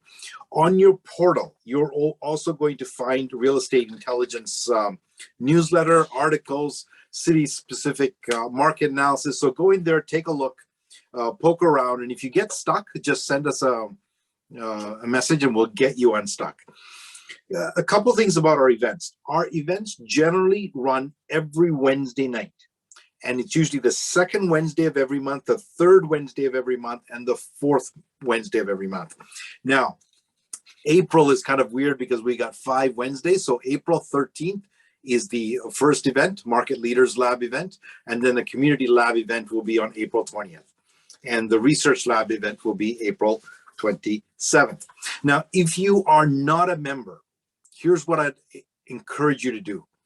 Long time ago, when I started off in real estate, I walked into a meeting and I saw a guy who was wearing a gray suit. And I walked over to him and said, "Is it worth joining?" And he said, "Niran, you can lose your shirt in this business." In the last few years, we have had the experience that just by buying a house, the house has gone up. It doesn't mean that people have all made money because they're experts in real estate. It means they've made money because they couldn't lose money because the entire tide was lifting up. Real estate is one of those games to play well over the long period of time. You need to become an expert. You're welcome to join us. Come along with me. The cost is $99 a month. And for that, you get a whole lot of stuff. Not just the research that you saw today, not just the portal. You also get all the other things that we talked about, including the community and the intelligence and the connection to be able to move forward. If you sign up, you can do it through a 30-day trial if you're unsure, if you're still not sure about where we're at. But, if I could have somebody on our back-end team in the chat, if you could just put in the link to sign up. So if we have anybody, I know a number of you are members already. Most of you are. If you are not and you're here for the first time by invitation, then just use that link, sign up. You'll get a 30-day trial. Check us out. If at the end of 30 days you don't like us, hey, I'll shake your hand and still be your friend. Once you sign up, and those of you who are members, make sure you go to your member portal and get your REWL ambassador link. Because what that means is that when you refer a friend, then anytime they become a member, you get 10% off of your membership. Okay, so make sure you use that. And I'll give you a secret. In fact, out of my entire portfolio, I think right now I'm around 55, 57 doors, something like that. Around that whole portfolio, I only have 3 doors that I own myself. Everything else is with partners, with joint venture capital. One of the secrets of raising that capital is I took my partners with me to the real estate events I went to, because they saw the type of people I was surrounded by. And it raised my street cred, so to speak, right? So invite your friends for a limited time. Jennifer, is there anything I'm missing? I'm right here. I'm just trying to unmute. Okay. No, I don't think so. I think that was great. We'd love to have you. Many of you know that the Real Estate Wealth Lab is new.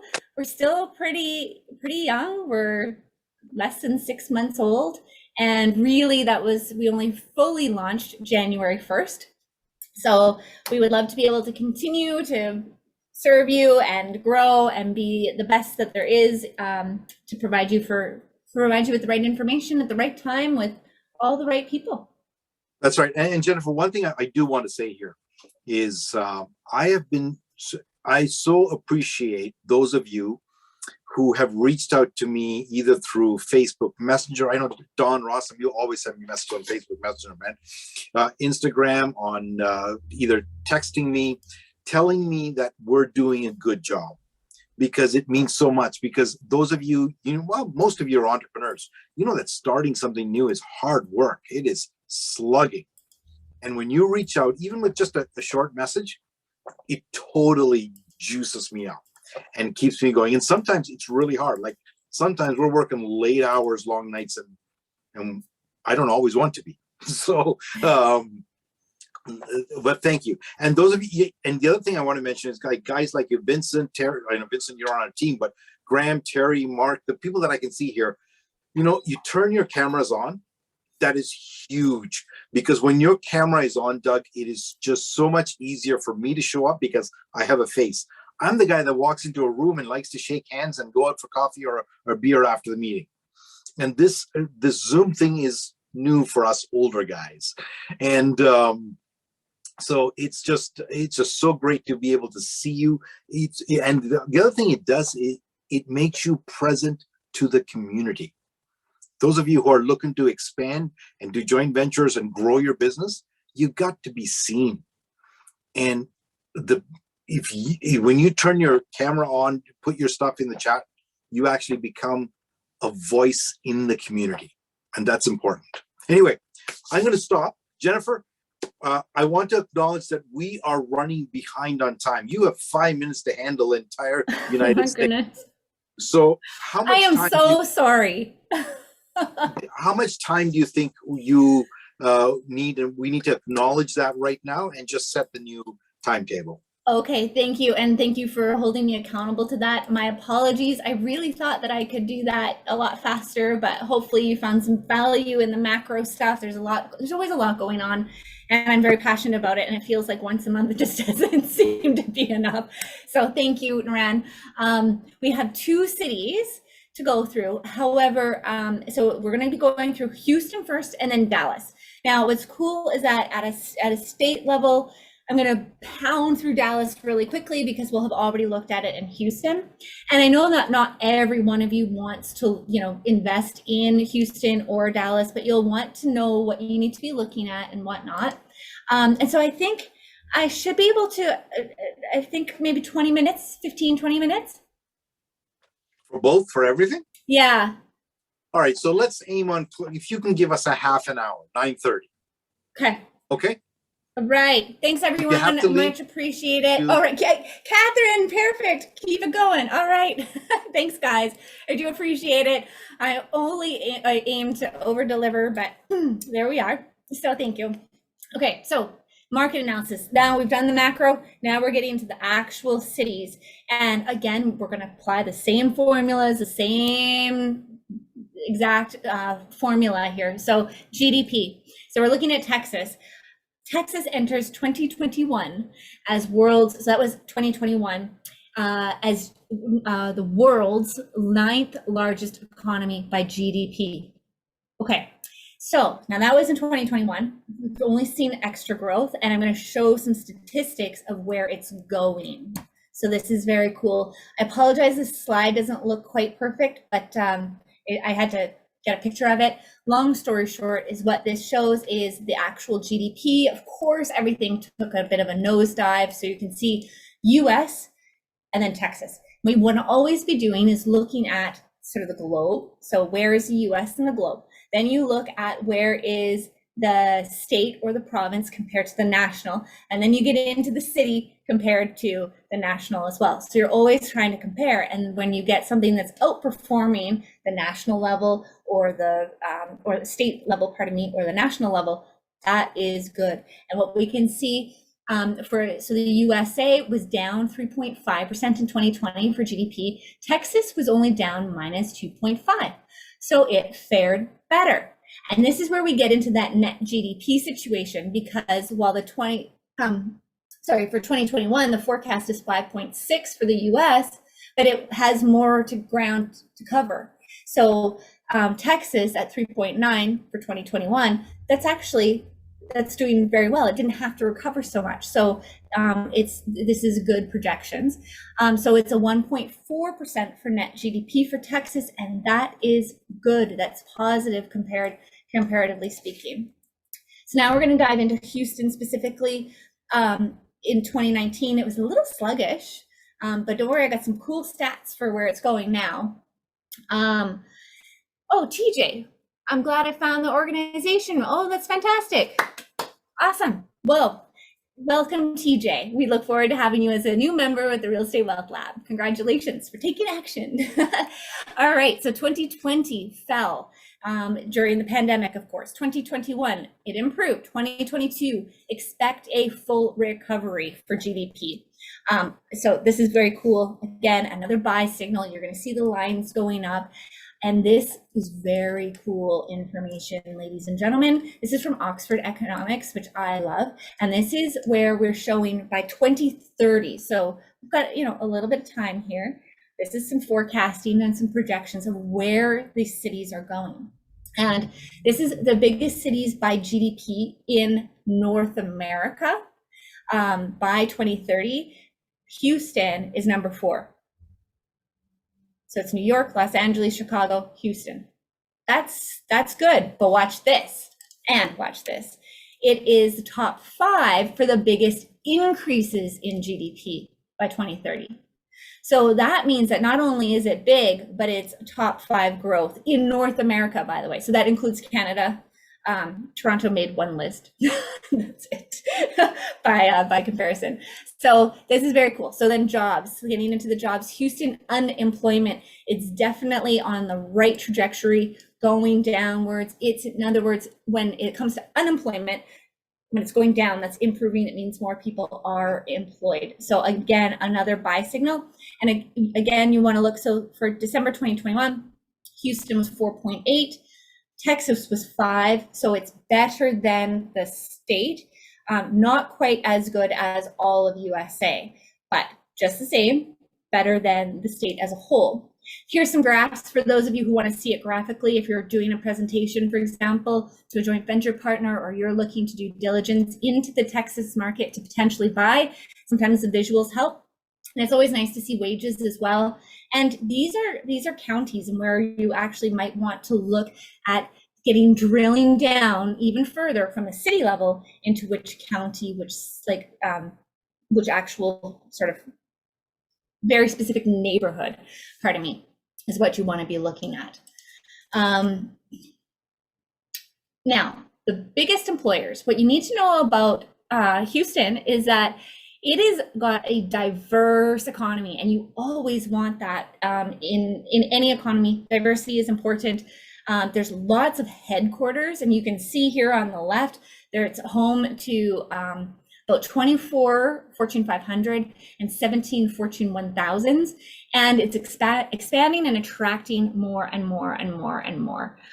There's a lot of businesses in California. I see that tax is being popped around in there, no state income tax.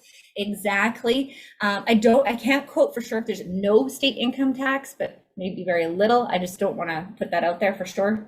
My apologies, but it's either no or like very, very, very little, super competitive. And as a result, to that end, businesses, and a lot of businesses from elsewhere that have higher tax brackets that are less affordable for their employees they're moving to Texas generally, and Houston and Dallas more specifically.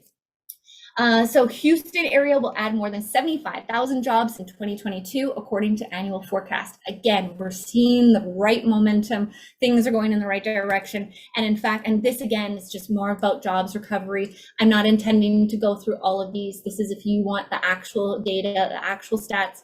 The long story short is that it's moving into recovery, and it's expected to be a full recovery by this year. And in fact, 72% of pandemic jobs have been recovered already, and they expect a full recovery by September 2022. And that's from the Federal Reserve Bank of Dallas. So Houston is moving in the right direction. Now, when it comes to people, this is, again, a leading indicator. Remember, all of these leading indicators project and forecast where the rental market's going to go, where the property prices are going to go. And if you look at, again, here's the population growth rate, 2021, USA was 0.1%, Texas 1.1%, Houston 1.46%. Now, remember I said in that real estate cycle formula how it kind of like there's what I call reverberation, and certain weighted and they go up and some down. And this is where it's so important to change how we think about it, because you'll see that just a few moments ago, it's like GDP is it's okay, it's doing well, but it's not like growing like crazy, but the population is. And ladies and gentlemen, sometimes the population moves the economy. People come in and they create the economy, as opposed to businesses coming in and hiring. It can work both ways. And this is an incredibly powerful concept that we need to understand, and particularly with Houston, because they are attracting people, I can tell you. Oh, and yeah, and Florida is definitely one. So for those of you who are new or just joining us for the first time, please go into the member portal. We did a full market analysis on Florida in December. So we did Miami, Fort Lauderdale, Orlando. We also did, well, there's a ton of them. We did Hawaii, Maui, and Honolulu in November. We've done Calgary, Toronto, Kitchener, Waterloo, you name it. So there's lots available in your city-specific market analysis. All right, so thank you for that, Hugh, I appreciate it. So the migration trends, again, people are coming from California, and they're also coming just from the greater Dallas area. Regardless, it's going up. People want to be there. And it's the 13th, Houston is the 13th fastest growing large metro area in the US. What do you think? Is that a buy sign or a sell sign? Bye. That's right, Tammy. Thank you. All right. So again, the forecast, it's going up, up, up. Size is currently 7.2 million. It's up 467,000 since 2016. By the way, when it comes to real estate and real estate investing, population size matters. A larger community will typically have another way. It's just another risk mitigator, more activity, more potential renters, et cetera, et cetera. You have to look at all the other indicators, but ceteris paribus, a bigger community is typically better. A bigger city is typically better. You'll have more likelihood of, anyway, risk aversion. So it's projected to grow a significant amount in the next 5 years, but this is what I want to show you for sure, is it is the top 5 for population size in North America. So high up there in the GDP size for North America, and then top 5 in population. And then the next slide. Oh, I don't know if it's here. Oh, shoot. Anyway, it's expected to grow a ton. So Houston's, I wanted to get down a little bit more. Houston. So now we were talking about the city itself. 3 counties are accounting for the most of its citizens and its population growth. So 1/4, so Texas is 29.1 million. And remember I said, what was it, 7 million in Houston. 1/4 of Texas is in 3 counties, Fort Bend, Harris, and Montgomery. So those are ones that you want to be paying attention to when it comes to diving into the Houston area population. You can see that even now in those counties, they're up even more. So domestic and international immigration are driving that. So the rental market, inflation is a source of frustration among Houston renters. Yes, and inflation is a part of it, but also supply, like we were talking about before. But if the average rent is up in US 15%, we saw 18% on a different one from Pew Research that was sent out today. But regardless, in that range, the biggest increase that we've seen is in the last, in over 2 years. So this is a big increase. And the Houston rental market actually is relatively steady by comparison. It still went up. Average rents still went up 9.9%. And now we've got to put on a different real estate investor hat. Think about affordability. If friggin' Florida is going up 40%, and I say that broadly, get into the city specifics, but some of those communities like Orlando or whatever, it's like up 30% in terms of rents, and Houston's at 9.9, and 50% of Americans are spending, or what was that, 23% of Americans are spending 50% or more of their wages on rent. Who's going to be going to Houston? Your renters, that's who. So by comparison, rents are going up, but they're not going up that much. And that could be a really, really great thing to attract new renters as we consider affordability as a very specific area of opportunity. So Houston, we have a problem. 81.6% of renters plan to move in 2022, showing a huge demand. Like there's going to be major movement. Again, like we see in many communities, chronic housing shortages, home price growth is like up like this, inflationary environment that we're laying on top of that. And we talked about that in the macro section. And again, this home price growth is outpacing and outpricing renters who would otherwise buy. So in other words, there's a whole bunch of people who want to buy a house, but because the house prices are going up like this and rents aren't, they're staying renting. And that's again driving demand for rental housing. Now, I'm not going to go into this, but if you're interested in the multifamily or office lease, I just wanted to include this in here. Here's some great stats. So you can take a look at that in your own time, but it's there for you. Long story short is the multifamily and office leasing are in pretty healthy shape as well. Now the property, this was so cool. Oh my gosh. Houston, the second most active real estate market in the nation over the last decade. But you know what this measures? It's not sales, it's not listings. And I freaking love this. I have not seen too many reports like this before. And it's about permitting. And permits are so integral to housing, like to the housing supply shortage and fixing and resolving that. And these guys are the most active single family residential market in the country for having permits. That means that tells me a lot of things, and it should tell you too, that their political climate, they're open for business, that they understand that that there's a housing shortage. That means they're actually taking action on it more than any other county in the country. Okay, I want to get to know these guys who are enabling these policies. That's very cool. And New York, by the way, just for information, was first for apartments. So now here's some of the more like nitty gritty housing market stats. There's low inventory, high demand. The sales up 22.9% year over year from February 22 versus 21. And that is partly, so back to Tammy's question earlier, these have been seasonally adjusted, but there's a different situation here, is that Texas in February 2021 had this like massive weather condition issue where there was some freezing. I guess that doesn't happen very often down in Texas, but it seriously impacted the real estate market for a number of, well, about a week or so. So as a result, that 22.9% is kind of like, oh, well, it's hitting against that same data, but that had a force majeure event, if you will. So it's not quite normal. But regardless, the median price is going up and upwards of 19.3%. So again, housing market is on its way up as well. So little conclusions about Houston: population up, sizable, and it's growing. It's a primary destination for newcomers moving to Texas.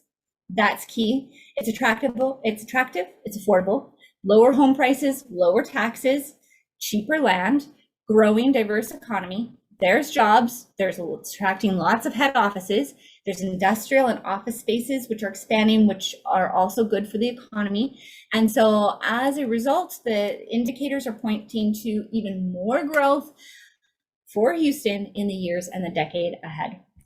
So very, very cool. Now, moving along. Oh, I guess I have one more conclusion. There you go. Big buy signal, and certainly hold if you're already there. This is again long, slow, modest returns for the long term. Russell is asking, are the returns better in Houston that we could expect in Calgary coming up? That is an interesting question, Russell, and I'm not going to answer that one right here because it really depends. And I'm so sorry to say it like that, because it really depends on what kind of property you're looking at and how you're intending to use it and things like that. But where it comes to growth, I mean, Calgary is poised for awesome growth as well. So you'd have to drill down, I think, a little bit more deeply to answer that fully, because it will also depend on not just the market generally, but then also what asset type that you're, and what even asset class that you're looking for, what kind of tenant profile that you're looking for in order to get that. So, but I do have a formula that could also help with that. All right, so Dallas, Texas, if I may, very similarly, I'm not going to go through like GDP, we just went through that, but if you want, because this is all the state stuff that we already went through, but now I'm driving into Dallas. So Dallas really suffered very little for the pandemic by comparison to the US economy, minus 2.8%. And GDP as 8.5% for 2021. So a net 5.7. That's great net GDP. That's amazing. So that's major growth and really a huge buy signal for sure, or one of buyer signals. So back to jobs is we're seeing against the US 3.9 and unemployment. This is unemployment specifically. Texas 5.0, Dallas 3.6.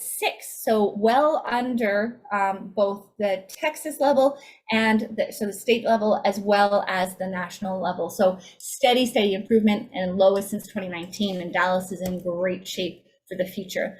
Companies are embracing remote work to ease labor shortages. They're being very open to all kinds of different creative ways of maintaining employment in these sort of unique times. Let's put it that way. Now, with regard to people, okay, I think I was getting excited a little bit earlier because I thought I got maybe Dallas and Houston mixed up. So top 4 for population size in North America is Dallas. So Houston was number 5, Dallas is number 4 for size, and that's fantastic. Here it is, number 1 population growth in North America, Dallas.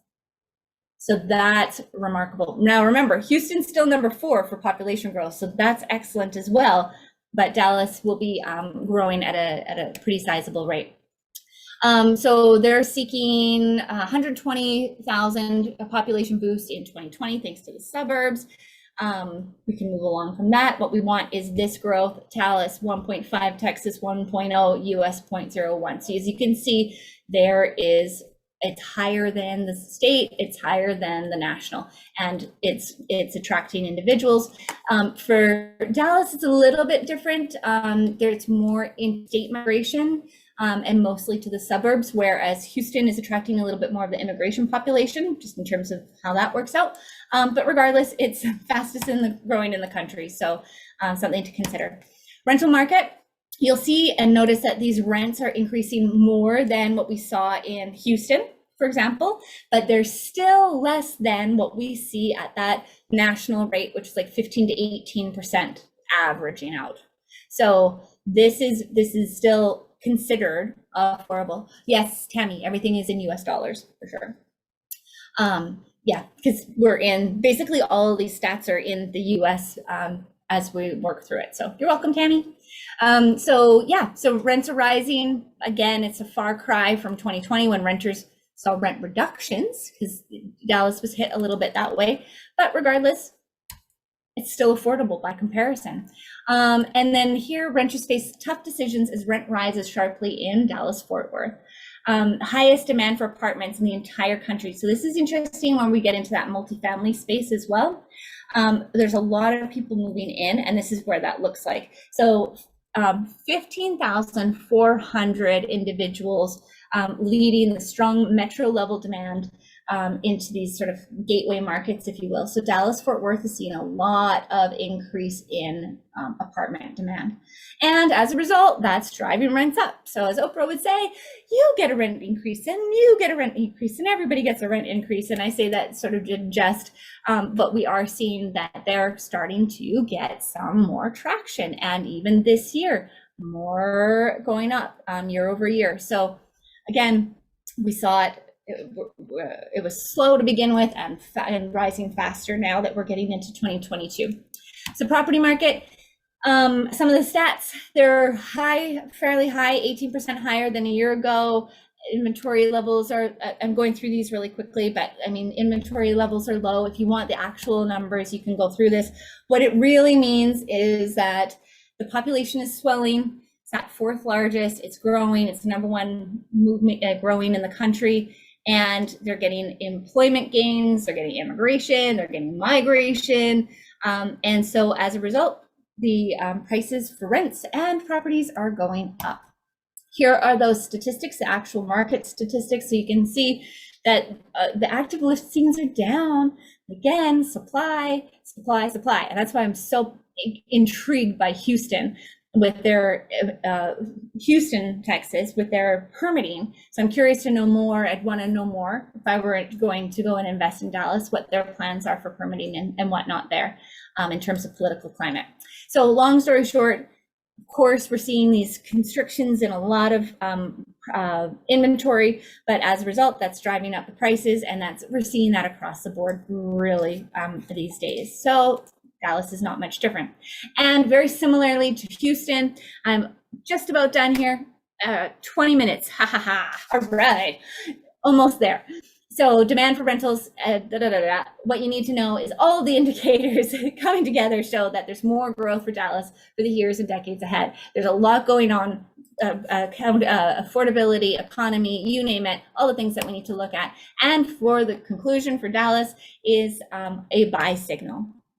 And then overall, back to the macroeconomics, the international crises.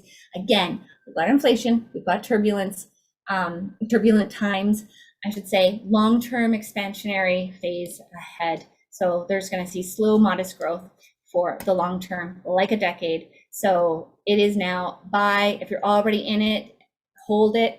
There will be upward pressure. And I'll leave you with that final thought, just as a reminder. This is a really critical time. And if you're just getting started in real estate, that's okay. Just make sure that you're hanging out with the right people, because we're going to be able to help you do it. You're getting buy signals, and at minimum, hold your properties if you're not actively out there buying. That's okay too. Holding through these times is amazing as well. So ladies and gentlemen, thank you very much, and I'll turn it over to Niran. Well, thank you, Jennifer, and thank you all of you for staying with us through this. I know it's a lot of information and stuff. So here's the question that I always ask at the end of an event like this. I always ask myself, what did I learn? And then I sit back and I think about it. And once I've thought about it for a little bit, I then ask myself a different question. I ask myself, what do I believe? And what I believe about the real estate market, it's almost like a gut check, right? Because that question filters out all the stuff I've learned, how much weight of truthiness I hold to each concept and each piece of data. And I come out with this belief statement. Hey, I believe real estate market is going to go up. I believe rents are going up. I believe it's time to buy. And then let your belief drive your action. If you believe that something is, that you need to be in a property for your own sake, then stop talking about it and start doing it. Either do it yourself or partner, or don't do it yourself. As Jennifer often says, don't do it yourself. Partner with experts that we have that you can do it with. So whether you're the guy that wants to do it all by yourself, or you're the guy that wants to partner up with people, as long as you are acting in conjunction with what you believe. Because at the end of the day, that's the only thing that's going to shift things for you. Nobody else is going to do that for you. That's on you. I hope this evening has been beneficial to you. I hope this has been entertaining for you as well as beneficial. And if there's any way that we can help, please reach out to us, info@realestatewealthlab.com, and just reach out to us and let's connect. Jennifer, any parting words? Remember, before I forget, if you are interested in becoming a member, once again, $99 US dollars, because we are a North American based company and we're facing towards all of North America. Come join us. Our next events are Market Lab events on the second Wednesday, which is April 13th, followed by April 20th and April 27th. So make sure you put those in your calendar now, and make sure that those of you who are members, you pick up your REWL ambassador link, because as you refer other people and you bring other people to your to these events, it will up your game, but it will also decrease your expense. So here to work with you. And Jennifer, yeah, I do. I see that Russell's asking, how do we get in touch with the right partner in this group? And I love that question. And there's a number of ways. First of all, we have an incredible support team that's going to get where you are. And then we have a whole stable of advisors who can support you one-on-one. And that is actually, I'm just going to quickly jump back to here is we have a free REWL portfolio diagnosis for members who are just joining. And that is really, really valuable, but that will also help Russell get you into, you know, who do we know that you need to know?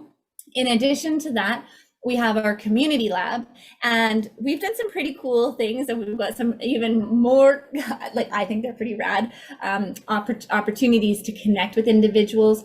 So we've done one where it was speed networking, and that was cool to get to know everyone. And now we've got others where we're going to be in, you know, breakouts and getting into, can I say that? Can I say it, guys?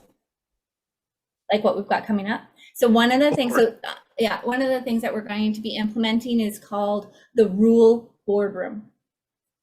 And this is where masterminds take a whole new level, where you're actually going to be in breakout rooms. By the way, we will do live events one day soon, but let's just face it, we're still working through the pandemic situations. I'm doing a REWL social soon. That's right. Right. We will. Yes, we will do live events, social events, etc. Vincent's hosting them in Edmonton, Rand's on the Ontario, the GTA region.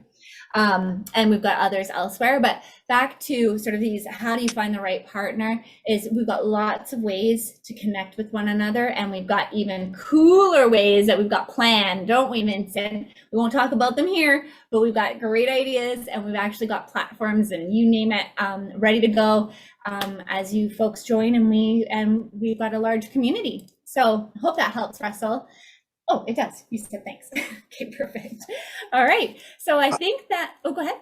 Jennifer, I've also had a couple messages sent to me by direct message about how exactly the same question. Who do we connect with for this or that? And I couldn't really respond in real time. So the best thing to do is just send us an email, and then we can connect you to the right people. And if somebody in the back on our team could just throw that in the chat, info@realestatewealthlab.com. And if you just send us an email, we will get you connected to the right people.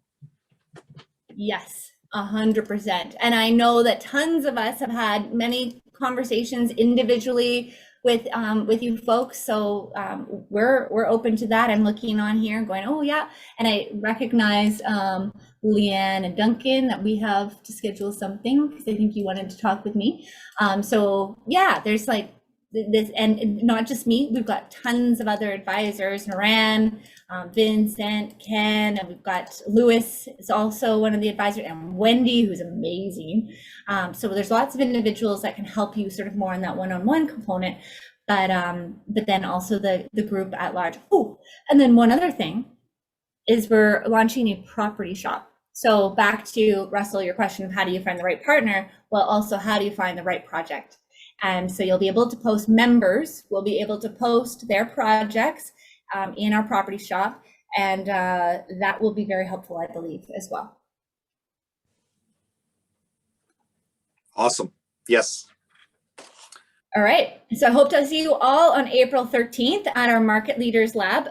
So who we've got coming up to that is, the topic is how to, I don't know if I'm going to set it up straight, but I think it's like the A to Z, how to set up a real estate private equity firm.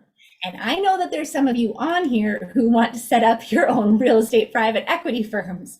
So you'll definitely want to check it out. CPI Capital, August and Ava, if you haven't heard of them yet, they're going to be presenting. They're amazing individuals. And then on the community lab, we're going to dive deeper into how to actually do that. But even if you're not ready to like set up your own real estate private equity firm, you're going to want to come and listen to it from the perspective of don't do it yourself. And how do you evaluate a real estate private equity firm like Blackstone, like CPI? I mean, what do you look for? And so you'll have a lot of good information, even to how to assess that and make a good decision. Awesome. So I could talk for forever, and I know we're over time by a long shot, but I just want to say thank you everyone for being here today and for your support, and we'll look forward to seeing you on April 13th and become members. Good night, everybody. Good night.